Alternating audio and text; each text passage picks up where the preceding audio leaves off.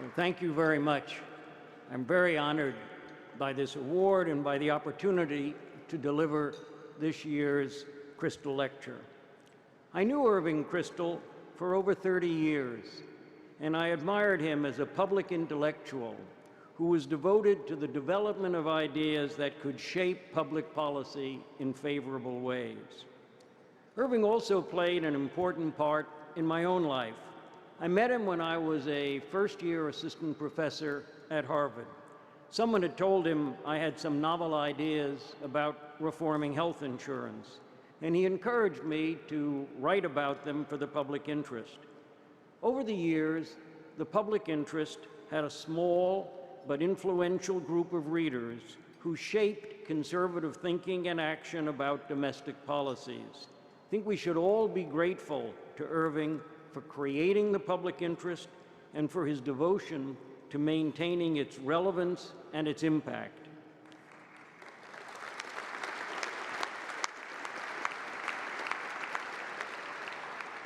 I'm also honored to be standing here tonight because of my admiration for the American Enterprise Institute. Many years ago, at a time when conservative ideas were scarce, particularly in the academic community, AEI brought rigorous debate to public policy issues. I saw many of those ideas come to fruition when I was in the Reagan White House. AEI continues to be a major contributor to public policy. We are all better off because of what AEI has done and what it continues to do.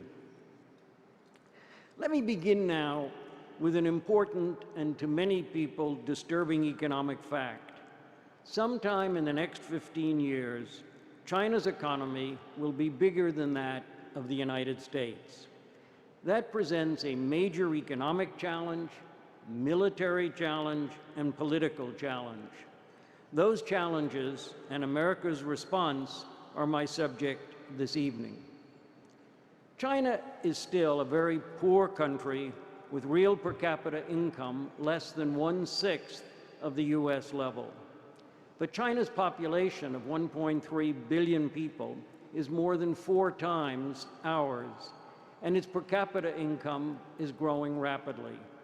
That makes it inevitable that the real value of China's total GDP, the total value of goods and services produced in China adjusted to US prices, will soon exceed America's. China's real GDP is now about 2/3 of ours. Over the past 3 decades, China has been growing at a 10% real rate, while we've been growing at a rate of about 3%. If that continues, China's GDP will exceed ours within just 6 years. But even if China's growth rate slows substantially while ours accelerates, China's GDP will catch up within 15 years. So China's future place as the world's largest economy is virtually inevitable. I wouldn't have believed that when I first visited China 30 years ago. China was then a desperately poor country in which the heavy hand of its communist government reduced productivity and prevented growth. It was illegal to hire employees or to own production equipment. Agriculture was still collectivized. But all of that was about to change as the Chinese government began to recognize property rights and to welcome entrepreneurship. Today's China is a strange mixture of entrepreneurial capitalism and state-owned enterprises. China's real GDP is now about 20 times what it was when I visited there in 1982. The Chinese people have taken seriously the advice of Deng Xiaoping when he said, "To get rich is glorious." It's too bad that that sentiment is not shared by some of our own senior leaders.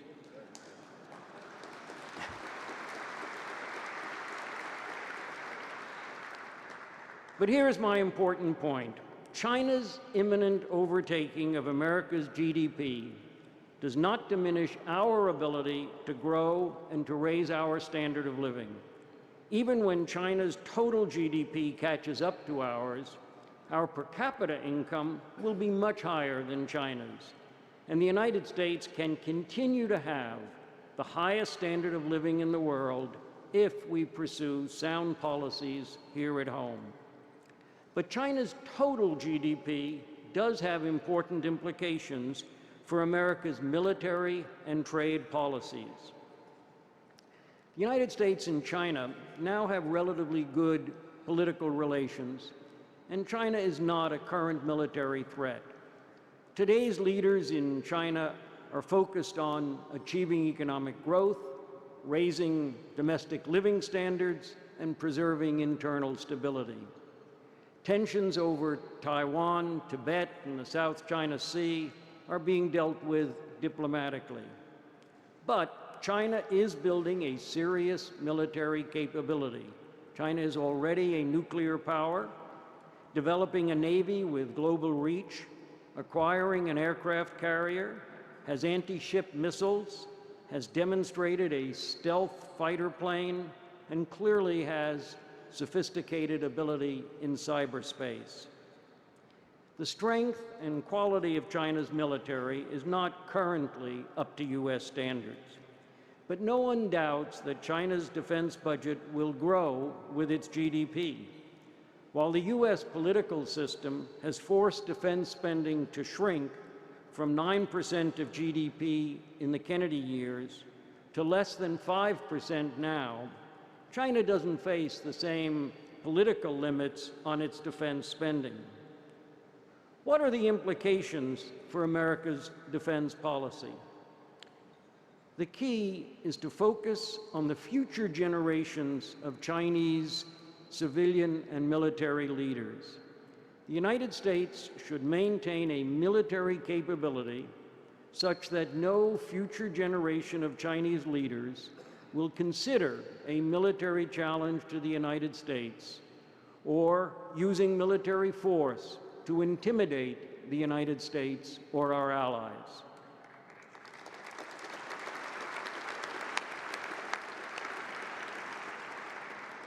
China's future military spending and weapons development will depend on China's perception of what the U.S. is doing and what we will do. If we show a determination to remain invincible, China will not waste resources on challenging us in an arms race. It is important that our Asian friends, like Japan, Korea, Singapore, Australia, see the commitment of the United States to remain strong and to remain present in Asia. Their relations with China and with us depend on what they can expect of America's future military strength. The Navy has a particularly important role to play, including the Navy's presence to enforce freedom of the seas, naval visits to Asian ports, and joint exercises with other navies. We cannot postpone implementing a policy of future military superiority. We have to work now to develop the weapon systems of the future. We have to maintain the industrial and technological capacity to produce those weapons. We have to make it clear by our budgets and by our actions that we are the global force now and will continue to be that in the future. While reducing fiscal deficits is very important, that task should not deflect the federal government from achieving its primary responsibility, defending this country and our global interests both now and in the future. President Obama's proposal to shrink defense spending to less than 4% of GDP in the current decade threatens our capabilities and sends the wrong message about our future strength. As we think about our military role in Asia and elsewhere, we have to ask ourselves whether we have a moral obligation to defend our allies, or is our appropriate military policy just limited to protecting our trade, our foreign investments, and our access to oil. There are those who say the United States should not be the global policeman. But if not us, who? As the only democratic superpower with the ability to defend and to punish, do we not have a moral obligation to be willing to use that power? There are also those who say we cannot afford to be the global policeman. But should we really be deterred when the cost of our entire military budget, including the actions in Iraq and Afghanistan, is now less than 5% of our GDP? There is no danger of bankrupting ourselves by so-called imperial overreach when we spend less than 5% of GDP on defense. And while there is certainly waste in military procurement, that is unfortunately inherent in the congressional appropriation process. Cutting the defense budget would reduce our military capabilities rather than just removing waste.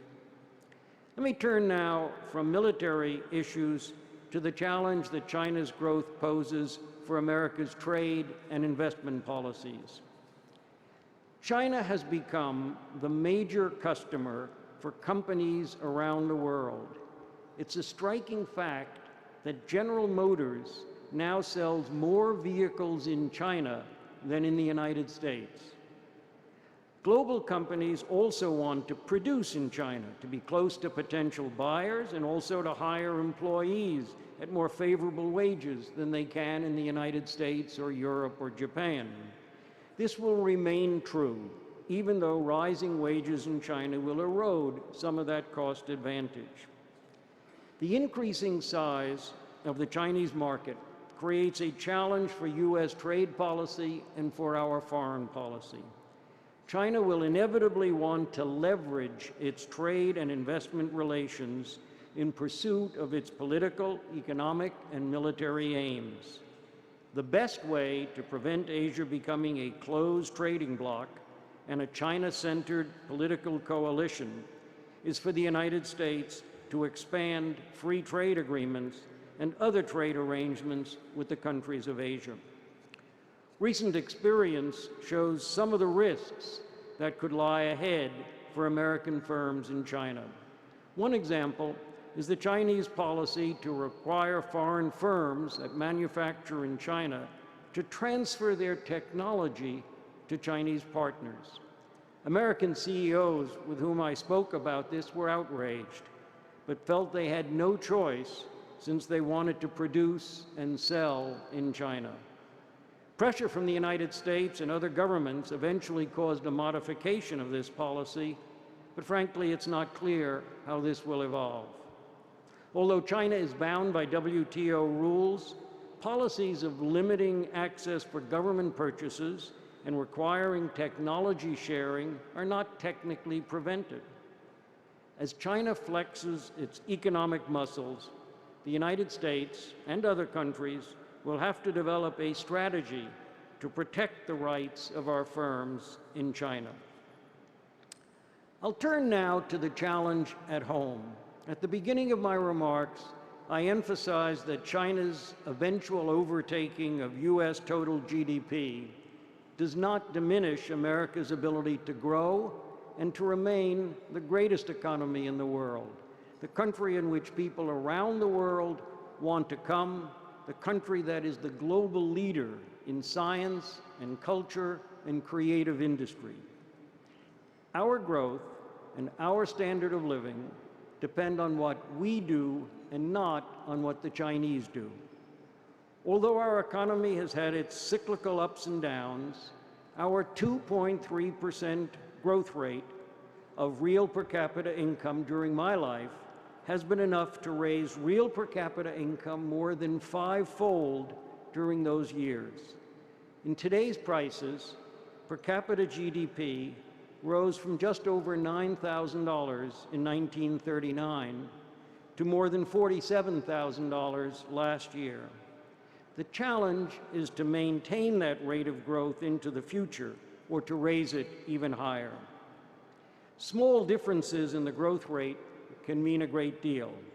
If the average growth rate of GDP per capita had been 1% less during my lifetime, our income level today would be only half of what it actually is. And if we could have grown at 1% more per year, our incomes now would have twice today's buying power. So preserving or increasing our economic growth will have a powerful effect on our nation's future. I fear that the current policy path will not permit strong future growth. If we want to achieve satisfactory growth, we need to shift to more pro-growth policies. The key to our standard of living is productivity, the quantity of goods and services produced per hour of employee work. The faster the growth of productivity, the faster will be the rise in real incomes and of our standard of living. The growth of productivity depends on the quality of our workforce, the growth of our capital stock, the effectiveness of management, and the introduction of new technology and new products. Each of these is influenced by government policies, by taxes, regulation, government programs, and fiscal deficits. While government policies cannot produce the creative drive that generates exciting new products, products that make American ingenuity the envy of the world, bad government policies can stifle that creativity and make it more difficult to convert new ideas into real products at prices that millions of people around the world can enjoy. You may have noticed that I have not said anything about international competitiveness. That wasn't an oversight. Our nation's ability to export and to replace imports with American-made goods and services doesn't raise our standard of living unless it is the result of higher productivity. Productivity is fundamental, not competitiveness. Indeed, raising America's competitiveness can actually depress our standard of living if it's not the result of increased productivity, if it is the result of a weaker dollar. If the Chinese raise the value of the renminbi, as the current and previous administrations have urged, that would increase our ability to compete with China, both at home and abroad. But the rise in the renminbi would increase the real cost of everything we buy from China. For the American public as a whole, a stronger renminbi would mean a lower standard of living. So let's stop focusing on competitiveness and focus instead on raising our productivity, the amount that we produce per worker. A fundamental source of productivity is the quality of our workforce, and education is the key to that quality. American higher education is very good. That reflects our tradition of independent private universities and the national market in higher education in which those institutions compete for students and faculty. The real problem with our education system is in the primary and secondary schools. The problem is not just in poor neighborhoods and central cities. American students as a whole do poorly on standardized international tests of science and mathematics. We know the primary reasons for this failure: the lack of choice for students and their parents, and the monopoly power of teachers' unions. The result is that teaching doesn't attract talented college graduates, and that schools don't weed out poor teachers. Let's hope that the accumulating evidence on the positive effects of school choice and the changes that computer technology will make possible in education will bring the needed reforms. Our productivity growth also reflects the way that the government policies, especially tax policies, influence what students do when they leave school. High tax rates affect the occupations they choose, the effort they make on the job, their decisions to change jobs in pursuit of better opportunity, and their willingness to take risks in pursuit of a good idea. The entrepreneurial drive is strong in America, but it can be suppressed by high tax rates and complex regulations. Marginal tax rates on incremental earnings are too high. A middle-income couple making $80,000 a year now faces a marginal tax rate of 45% on every extra dollar they earn, because of the combination of the federal income tax, the payroll tax, and state taxes. But while 45% is a typical marginal tax rate, all of the personal taxes combined collect less than 15% of GDP. The reason we have such high marginal tax rates to collect 15% of GDP is that the tax code is full of special features that reduce tax revenue.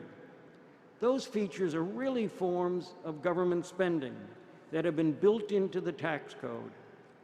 If Congress wants to reduce government spending, it has to look beyond the outlay side of the budget to the spending that is embedded in the tax code. Tax credits for buying hybrid cars or solar panels are just like government spending to subsidize those purchases. The exclusion from employees' taxable income of employer payments for health insurance is just like government spending to subsidize health insurance. And there are many, many more examples. These special features, known as tax expenditures, add more to the deficit each year than all the non-defense discretionary spending in the budget. And once enacted, tax expenditures do not face annual review as part of an appropriation process. Although limiting the use of tax expenditures would produce additional tax revenue, it is very different from other revenue increases. It doesn't raise marginal tax rates, doesn't discourage work or entrepreneurship, and doesn't tax saving and risk-taking. It is really a reduction in government spending, not a tax increase. It's clear that we need tax reform to lower marginal tax rates and improve incentives for saving and investment. Just one example is the tax on capital gains. In the printed version of these remarks that you'll receive at the end of the evening, I talk about other aspects of tax reform, but I will spare you that now. The capital gains tax, though, not only discourages saving and risk-taking, but also locks investors into existing investments rather than freeing their capital to invest in new ventures. It's also a very unfair tax, a double tax on retained earnings that have already been taxed at the corporate level, a tax on nominal gains that result from inflation, and a tax on all gains without allowing a full deduction for all losses. Reforming our tax system should be combined with bringing our budget deficits under control. The unprecedented deficits now projected for the current decade and beyond will absorb most of private saving, crowding out private investment and keeping the United States dependent on unreliable capital inflows from abroad. We cannot eliminate those deficits and the resulting explosion of the national debt by faster economic growth or by inflation.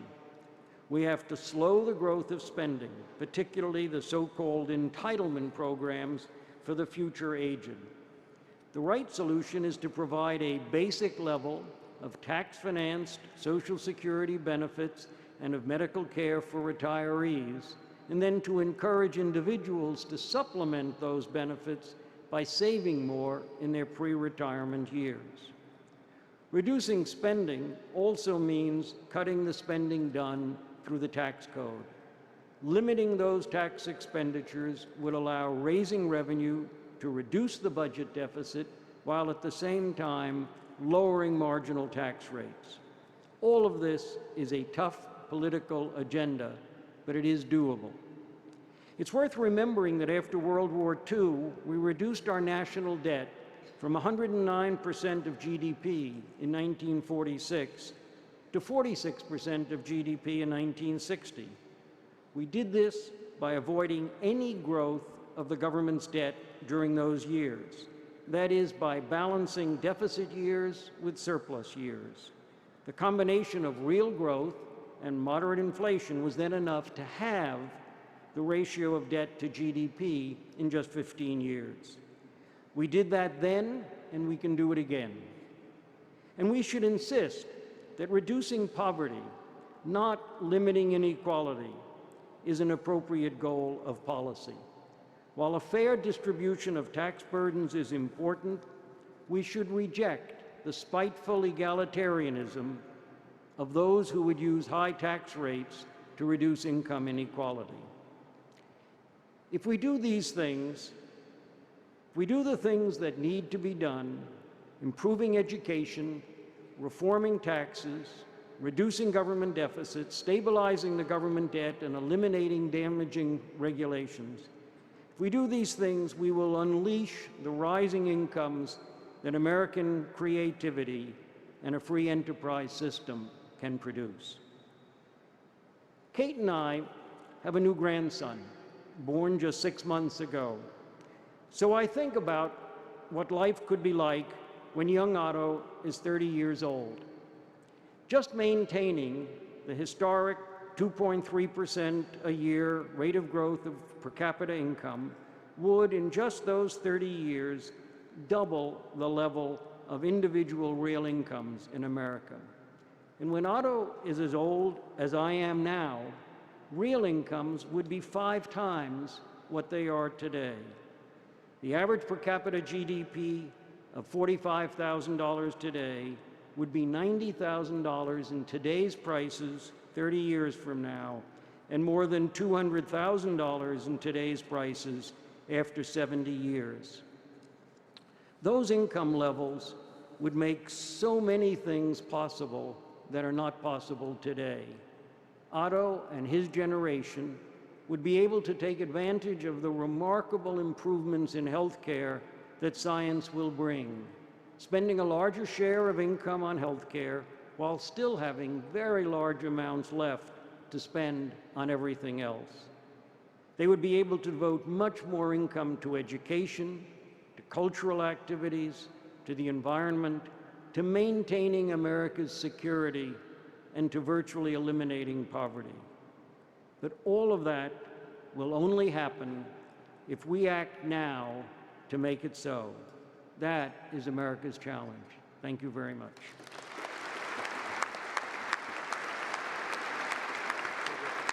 Thank you very much. Thank you, sir. Well done.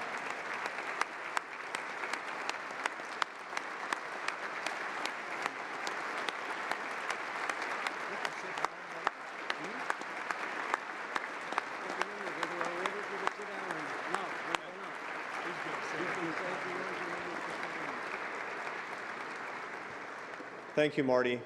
Thank you for your service to American public policy, to the economics profession, to the American Enterprise Institute. This calls to a close the entertainment portion, or this portion of the entertainment. This gives you an idea of what we consider entertainment at the American Enterprise Institute. Please enjoy your dinner. After that, please enjoy the fellowship, the music and the dancing. Thank you very much. Thank you for the nice words. Thank you again for this opportunity.